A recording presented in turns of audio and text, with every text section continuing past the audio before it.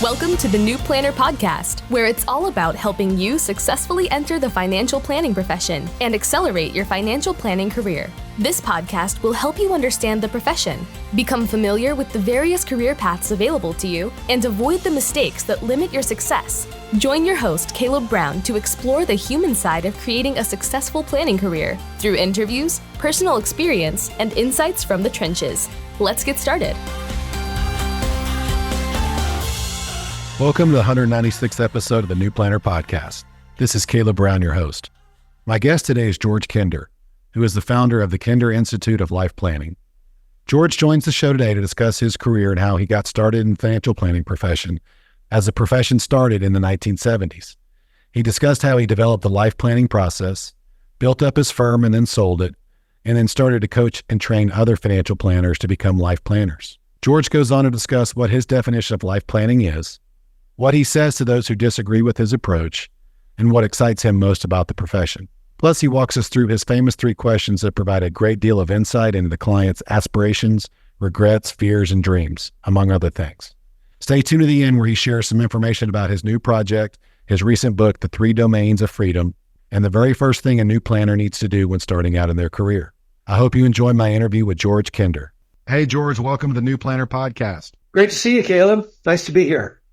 Hey, thank you for being here. I know we were talking before we came on air, but you were sort of a superhero, idol, mentor, whatever of mine when I got in the industry a long time ago. And it's just really cool to be sitting here talking to you. So thanks again for making time with us. And I really want you just to start with, we were joking earlier, you've been in the business for a long time. So, because you started out as a planner before you started all the life planning training. So maybe just start there on what it was like starting as a planner and how you grew your business and why you ended up selling it. Yeah, I did. I was way back at the beginning, Caleb. I mean, way before you and I met. I was in this, and I started off actually. I went to graduate school in accounting, and so my first few years I was doing tax returns in Cambridge, Massachusetts, and I felt like I wasn't really doing what I really wanted to do, and so I saw this stuff about financial planning was really just beginning. And I thought, boy, I bet if I learned financial planning, I could get to do whatever I want to do. I could use the planning the way it's meant to be used. And so that's what I did. I got a CFP. I went to the very first NAPFA conference because, of course, I was not coming through the sales methodology at all. So I went to the very first fee-only conference in America back in 1982 in Atlanta. And boy, the rest is history. But I think what I started with and what I ended up doing in terms of training people is that I realized that planning it's not about the numbers. I mean, that's the skill that you use to deliver a person into who they want to be and where they want to go. So planning is really about crafting a society, crafting a person, crafting a family, crafting a community so that it becomes the very best it can be. And that's why I got into life planning and kind of how it was all coming from myself because I wasn't doing what I wanted to do. So how was I going to be able to do that? And then as I worked along, eventually I got pulled into doing a national speech or two and was surprised that people were surprised by what I was doing. So, I mean, that's how I think you came to know me was nobody was doing that kind of thing, or there were some pretty exciting people that were beginning to do it. They were all telling you to go see George Kinder. So that's really what happened, I think. That's amazing. And I appreciate you sharing that. Can you just go back maybe for a little bit more on, as you were developing your career early on as a CFP, I mean, that was the framework for what is now the Kinder Institute, right? I mean, a lot of the training and stuff, you developed that as a practitioner. Can you just talk a little bit more about how you came up with this stuff? Yeah, well, as I say, I think the first impulse had to do with me. I mean, the truth is that I never thought of myself as a business person. I never thought of myself as an accountant, which was what I was doing because I had to make a living. I was good at it. And I never thought of myself as a financial planner, which was a brand new profession back then. How I thought of myself as an artist and as someone who wanted to live a deep life in a way, live in nature, live in a way that was profound in my living somehow. And you've probably heard this, but Caleb, nobody would pay me a dime for one of my or for one of my poems. So I had to make a living. So I was good at math and I was good at numbers. And I think I was pretty good at working with people. And so I got into the profession of financial planning. But right from the beginning, I was aware that it was a tool for me to have greater freedom in my life. So for most of my career, I didn't work more than 20 or 30 hours a week doing the financial planning or running the business because I wanted to do something else. But I was passionate about doing well at whatever I did. So with the financial planning, people would come into my office or they came through my tax practice first. I learned right away that they weren't happy either. They weren't doing what they wanted to do. I mean, they didn't want to write poems, or many of them wanted to have more time in nature, but they wanted to have more time with their family. They often had a creative pursuit they wanted to do. There was something values-based or spiritual-based about most of them, and they weren't doing it. They found themselves having to pay off the mortgage and pay for the kids' education and all kinds of stuff, and working in some way from their parents' messages or from their spouse's messages or from their kids' messages, and doing all the shoulda stuff, woulda, shoulda, coulda, and they weren't being who they really wanted to be. So they were great clients. Everybody who came in had something that was missing. And I realized that I'd figured out how to tap into what that was by having a great conversation. I love working with people. I love having those incredible conversations with people, finding out what they really wanted and establishing the trust level. Because, gosh, in our profession, I mean, you don't go back as far as I do, but geez, you've seen enough of it, and that it's been usually sales. And then if it's not sales, it's a lot of legal stuff. But people want to be who they want to be, and that's how they want our profession. They want our profession to be serving them. So I was excited about that, and I loved doing it because I was good in math. I think I really excelled at the portfolio construction and the financial planning aspect of it. I was in the early days of spreadsheets going way back. I'm not going to tell you what spreadsheets I used way back when. But the main thing was I was interested in the people. And I knew how I somehow intuited and worked out over time how to have an engaged conversation where they trusted me, number one. Number two, they were willing to share with me, because of that trust, what they really wanted out of life. And those were incredible conversations. And it meant that I ended up loving the work I was doing instead of not liking it at all. Because how could you not love helping people become who they really want to be and helping them, I actually articulate it for the first time. Sometimes they hadn't even articulated it to their spouse or their best friend. So here they were with me telling me what they really wanted to do. What a privilege that was. I remember when I was 23 years old and I joined the profession, and the very first firm I went to, I get there and they say, we're going to practice life planning. I think one of my bosses had come back from a NASRUN or a NAPA conference, and maybe you heard one of your talks. And I was like, oh boy. So then we started implementing, and I remember the first time we asked one of your, 3 kinder questions, and the shock on the client's face, you only had 24 hours to live. What would and I think most of no one had ever asked, they never even thought about it. No one had ever asked them that. And then as we started doing it, to your point, people started revealing all sorts of stuff to us. And I remember, and I joke about this with my class at UGA, I was kind of unprepared for that. I made me a little uncomfortable, and I kind of wanted to crawl under my desk because I didn't really know what to do those early days. But just the bond that it created, I mean, no one really ever left. And that's it.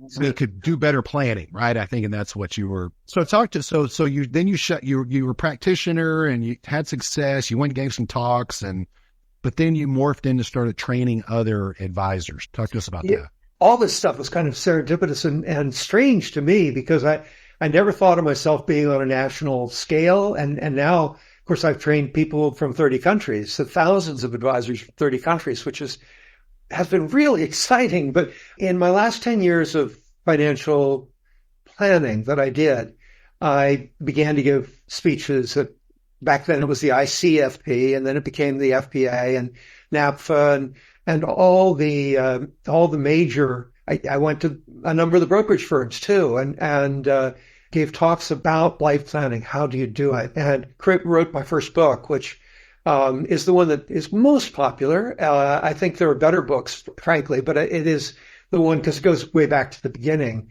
and called The 7 Stages of Money Maturity. And so I created a workshop out of that, and then I created a training program out of that. And after a few years of doing that, I realized that, and I sold my business so I could be free to do more of this. But after a few years of doing it, I realized that people they were trying to do psychology. They were trying to be therapists to their client. And the book that I wrote, The 7 Stages, has a lot of psychology in it. I owe a huge debt to many of the great psychologists, Maslow and the whole Gestalt movement and unconditional positive regard, those kind of reflective experiences with your clients. But life planning is something different. I think it's more extraordinary in many ways than therapy, because all that it requires is great listening. And great listening has 2 elements to it, in addition to shutting up, just being quiet, just being there with the client. It involves the capability and the capacity to empathize, even with the movement of an eyebrow, or a gesture of a finger, of a hand, or the movement of your body. So it includes the ability to listen in a way that the client feels your connection, your support, your empathy. And the other piece that it has that plays to the 3 questions that everybody talks about mostly is that the listening is done in such a way that it's wide open to inspiration, to who it is the client really wants to be. What is it that gets them excited when they wake up in the morning? And you're all ears for those 2 things. What brings sorrow or difficulty or challenges? What brings excitement? And if you share that with anybody, not with the client, with your kids, with your spouse, if you show you can listen like that, oh man, you got friends for life. We've made several references, kind of the 3 questions, and I know it's all over your materials, but maybe just for the audience members who maybe aren't as familiar with you, can you just tell us what those 3 questions are? Yeah, and I should say in preface to them that a lot of people try these out right away with a client. If you're a natural listener, you could probably get away with that, but that's not how I do it, and it's not how I train. I train people first off to have a great session of listening where you pretty much don't ask any questions at all. In fact, the only question I suggest asking is, well, so why have you come in? Why are you here? Yeah. And then there's one follow-up question, and it lasts for the whole meeting, and that is, anything else? And it's asked in a way that shows that you're really interested. And so you can shift that. You could say, anything else? Or you could say, wow, that's so cool. Anything else? And you just kind of play that. You're just there. You're showing that really you're listening is what you're doing. So that's the first meeting. The second meeting, we get into the 3 questions. Sometimes clients do it as homework, depending on the advisor, how they do it. Sometimes they're asked right in the meeting itself. And again, you don't want to go to that 3rd question that you mentioned a minute ago first, because if they still are thinking of you as the salesperson in some way, they're going to be so annoyed that you're becoming so personal with them, right? It's an intimate question. Right. Yeah. Life and death.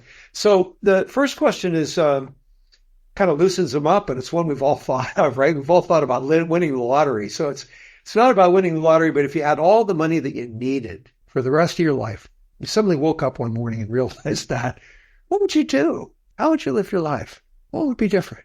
And so there you kind of loosen up and you think about all the little things you do. And it's kind of fun, the different ways you'd spend money, the different ways you'd spend your time. So that loosens people up for the next 2 questions, which are tougher questions. And they are, you've got to be prepared for them as well, as an advisor. And the second question is, you go to the doctor and they say, I've got good news and bad news, really, but really not good news. You're going to feel as good as you feel right now. I know you're feeling pretty good. You're going to feel as good as you feel right now for the rest of your life. Bad news is the rest of your life is only going to be 5 to 10 years. At some point, 5 to 10 years from now, you're just going to keel over. You won't have any prediction of when that moment will be. It's just going to happen. And So the question is, knowing that, what would you do with your life? What would shift for you? And here, when I gave the 2-day workshop, which I don't personally give anymore, I've got trainers that give it in various parts of the world, but I would always get, the audience would always say, do I still have all the money I need? I think it's better if it's just really poignant. No, you just got 5 to 10 years. You got your own means right now. Oh, if you knew you only had 5 to 10 years, what would shift? What would you do differently? So you can see that gets more personal. Often relationships become more important, other legacy items.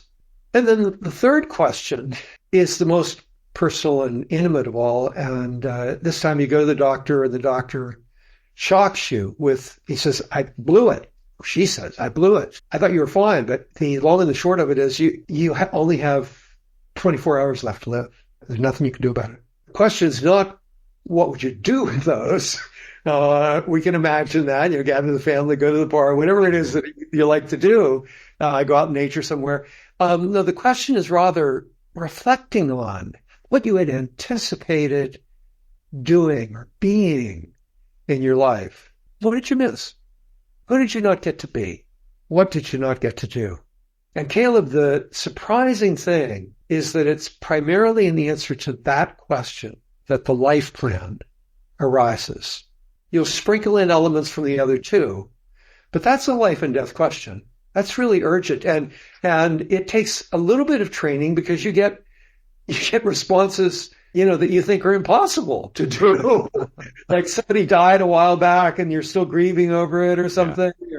I wish I'd spent more time with my dad. I wish I'd had kids and I'm 65 years old now, there are things like that. And you need to know how to listen in a way that the person speaks through that and moves in a way toward what would be a fabulous substitute or a fabulous finish to that grief. And here again, you're not delving into the past. You're not playing therapist. You're just listening and being there in an empathic way. And most of the time, people don't come up with things that are impossible. They come up with family. They come up with some issues of integrity and virtues and values and even spiritual stuff. They come up with creativity, stuff about the environment, and stuff about the community. And that's pretty much it. The stuff about their business, if they're entrepreneurial. Cool stuff. It's already on the record that I'm a fan. I love this stuff and use it. But what would you say to and I know you faced them in your career, the naysayers like, oh, George, that's just a bunch of touchy-feely, silly stuff. You shouldn't be asking that. Get focused on the investments and then tax return. What would you say to that person? Well, I'd say you've put your ladder on the wrong wall. I mean, that classical saying, where are you aiming? You're aiming at a dollar figure? And who's telling you that dollar figure? Your client? But your client's coming to you for financial advice. How do they know that figure? No, your ladder's on the wrong wall. Your ladder needs to be where the client really most passionately wants to get to in their life. And the other piece of this that I pick up in my new book, and I had one of my avid readers over my dozen or so books that I put out said, George, your books are always about freedom. You want to aim at freedom. And it's not financial freedom. It's freedom. It's real freedom. It's how a person would define freedom in their own life. And then you just simply put the numbers to that and deliver it, help to deliver it. So I feel sorry for the clients of that advisor because they're not going to get the support that they need, and really all of us want, to identify, define, describe in great detail, paint the picture of what freedom really looks like. And then an advisor who's so empathic around it, you can always talk to them. Something strange happens in your life, something difficult. Your advisor is someone you can talk to, and should be someone you can talk to, because all those difficult things involve money one way or another. And that's why we're a great profession. I think we're the greatest of professions. Agreed. This is a podcast about mostly for newer planners, people getting started or considering career change or just sitting on the sidelines and, trying to get the confidence to make the leap. But what's the first thing you would suggest a new planner do? What's the first thing they should do? Number one, get life planned. Hire the best life planner you can find. and have them life plan you, have her life plan you, get life planned. If you can't do that, I mean, just as good, I know you were intrigued with my courses and everything, but the trainings that we give make sure that, I mean, they're done inside out kind of way where you come into the training, the 5-day or the Evoke training, and you get life plan. You choose a life planner, they choose you. They life plan you and you life plan them. So you come out of that training with all the skills to life plan your clients. But the greatest skill you've got is you know it from the inside out. You know what it feels like to be launched into your life. Man, get life plan, number one. Before you even take the CFP, get life plan. Know what this profession is all about. Know the greatest aspect of it. And then you'll know how it is you want to pursue it. What are the skills and the tasks that you need to do to make yourself a great life planner, a great financial life planner? Yeah, I mean, it makes sense to see it from both sides of the table, right? I mean, that helps you deliver. It's like, oh, I've been through this myself. And I'm always like, and this is what I tell my students at Jordan, like, I'm not going to ask you guys to do anything that I haven't done, so if I'm over here asking all these clients all these deep questions, like, well, have I thought about this? So I know we could talk for hours about this, and it's so cool and all this that you put together. I mean, talk about just sort of where your business now, Kinder Institute. I mean, you've got training and you've got courses and books and designations. Can you just kind of give us an overview of what you got going on and maybe what's coming down the fold here? Yeah, it's probably 6,000 advisors from 30 countries. And the designation is alive in most of those countries, and strong here. So we train them those thousands of people have been trained at least in a 2-day program. It's not like I've given a speech or a 2-hour training. At least a 2-day program they've taken. But it's the 4 or 5 day Evoke program that is really the exceptional program. And adding a couple of other programs on, we have a mentorship that comes out of that, and the 2-day training we're still doing, the 7 stages training. So those 3 together deliver something called the Registered Life Planner designation, which is a very cool and global designation. And it means that you're entering into a community of people that think like this, that are great support. I mean, they're great listeners for you. So they're wonderful. They can be wonderful friends, and they've also got their business models down and all that kind of stuff. So that's kind of the Kinder Institute's primary thing that it's doing. And the CFP is primarily the place where we've gone from the beginning. I've been very strong with the fee-only community, but we will train anybody and everybody in the financial community and people outside of the financial community, because these are great fiduciary skills. And that's really what I believe in more than anything, is I believe in the fiduciary standard, much more so even than our profession believes in it. In our profession, to be a fiduciary really means that you have a CFP, that you're charging fees rather than selling products, and that you're a life planner. And those 3 things mean, boy, you put the clients first. And that's really what it's all about. And while I'm on this jag, I'm just going to say, in my opinion, it's time for us to have a fiduciary culture. It's not enough. And it's wrong that we're offset against salespeople. Our whole culture should be fiduciary, so that our corporations, our government, our nonprofits should all put the truth, democracy, humanity, and the planet above their own self-interest.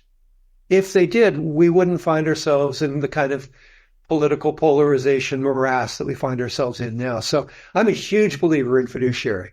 I don't know how I got off on that one, but it's really where I'm going, where I am now.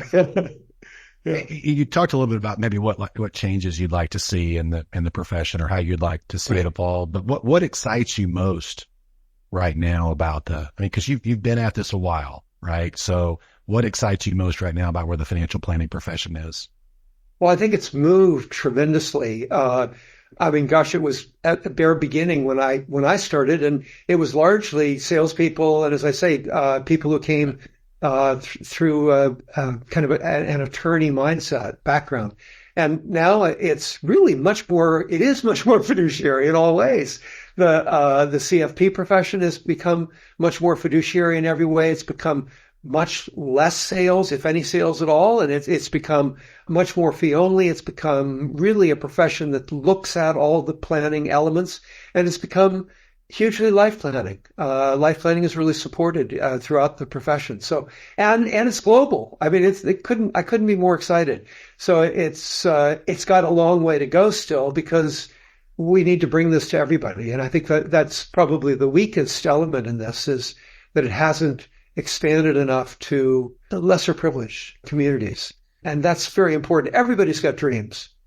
And if you support people with life planning, with basic financial planning, people can live a much richer life. And we'll link to your books and materials, but I know you just released another book earlier this month. So maybe just talk to us. What's the high level sort of Cliff's Notes version of that you'd like to share?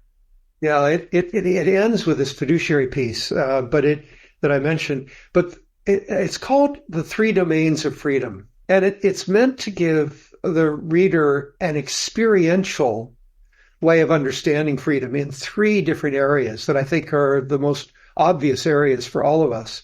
The subtitle is Each Moment is Yours. We don't live by that, but that's something, one of the cool things about the explosion of mindfulness in the press and across civilization, is that mindfulness, what it really is, people think of it as improve your health, make you less stressed, emotional intelligence, all that kind of stuff. Mindfulness, it just very simply is about the mastery of the present moment. The present moment is the only place we have ever experienced, and it is the only place we have ever experienced freedom. So each moment is yours is something you can learn to master by taking on a practice of mindfulness and taking it seriously. The second subtitle is what we've been talking about. It's Your Life is Yours.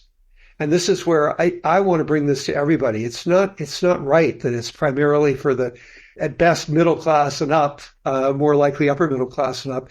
Our lives should be ours, and life planning with financial life planning, deliver those lives into the life that we really long for and love.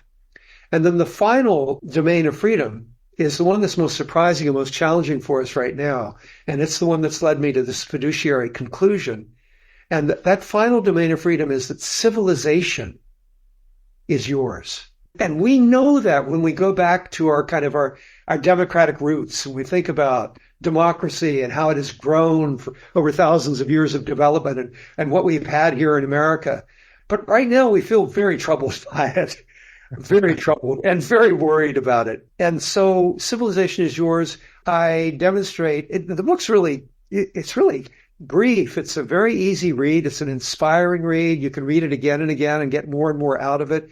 But Civilization is Yours, I start with giving you the experience of what an incredible job we've done. I mean, here, Caleb, I don't know how far away you are. I have no idea where you are, but we're speaking across thousands of miles, hundreds of miles, something, and it's just fantastic. And here I am with my white hair, when most of my ancestors were dead by the time they were my age. So, I mean, just incredible things that we've done.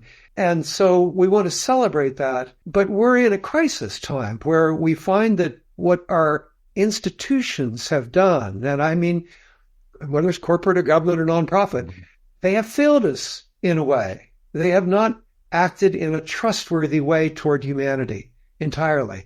They have not acted in a humane way. And so what I do at the end of that chapter is that I promote something called fiat, or fiduciary. It's F-I-A-T, fiduciary in all things.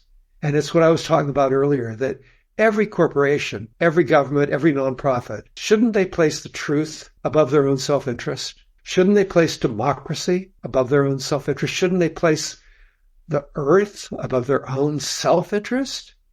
And shouldn't they place humanity above their own self-interest? That can be written into law. And that's why I've got a single sentence legislative proposal, and that's what it is, called fiat. So that's where I end up in the book. And I'm promoting it, and I hope that I'll get a lot of people excited about it so we can actually make it a legislative proposal. Sounds great. I can't wait to take a look at that. George, this has been a lot of fun. I really just appreciate you being here and just being out there, and for all the things, what you've done for the profession. Any final tips or thoughts you'd like to leave the New Planner audience with? Well, yes, of course. I mean, I'm excited for you all. I mean, it is. I said it's the greatest profession because it's a profession where you can really connect with someone and really help them at the same time. And one of the things we discovered in life planning is that I mean, therapy is wonderful and all, but therapy can take a long time. Life planning takes a few meetings, and my God, people are launched if they really want to be. What could be more incredible than that? So I do hope you'll go get life planned, and I hope you become a financial planner and a great one at that. George, thanks so much for coming on the show. Thanks for joining us for this episode of the New Planner Podcast. If you're ready to discover the top career paths for financial planners and see which track is best for you, we created a free guide to help you. Grab your copy of the Financial Planner Career Roadmap at newplannerrecruiting.com/roadmap. There, you'll also find more tools and resources all created to help you build a successful financial planning career. Tune back in next week for another episode, and until then, we're here to help you succeed.